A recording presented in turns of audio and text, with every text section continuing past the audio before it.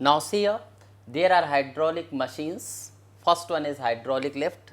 These machines or the working of these machines based on the Pascal's law. Now see here, there are two cylinders. Suppose this one, this is the P and this is Q. There are two cylinders of the different area of cross section. Its area of cross section is suppose A and its area of cross section is this is capital A.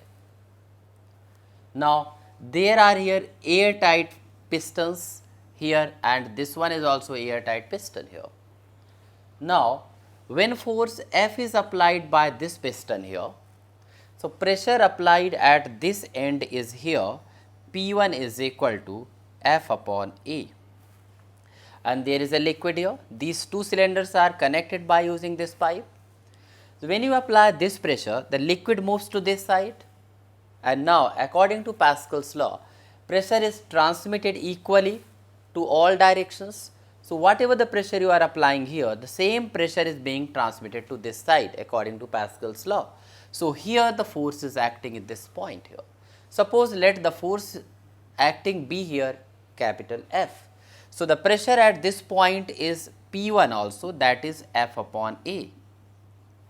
P1 I have taken according to Pascal's law, whatever the pressure is applied here, that is equally transmitted to this side if the liquid is incompressible.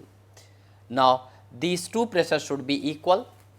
So we can write here F upon A is equal to F upon A, and we can write here F is equal to F A upon A. But from this when the cylinder were chosen here, so this condition was here A is much more less than capital A. Area of cross section of this cylinder is much less than the area of cross section of this cylinder. Therefore, we can write here F is much more greater than small f. It means this force is much more greater than this. So this lift can be used for lifting heavy loads and its working is based on the Pascal's law. Now see here another applications of Pascal's law, that is hydraulic brakes. How does hydraulic brakes work? Just we can understand by using this diagram.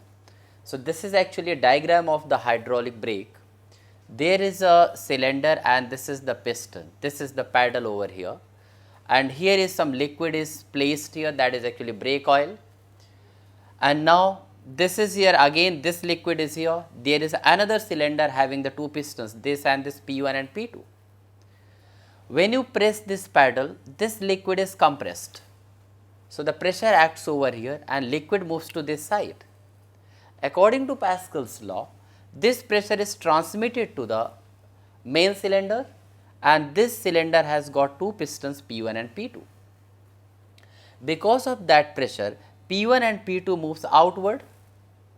As P1 and P2 moves outward, this spring gets stretched and these S1 and S2 are two brake shoes.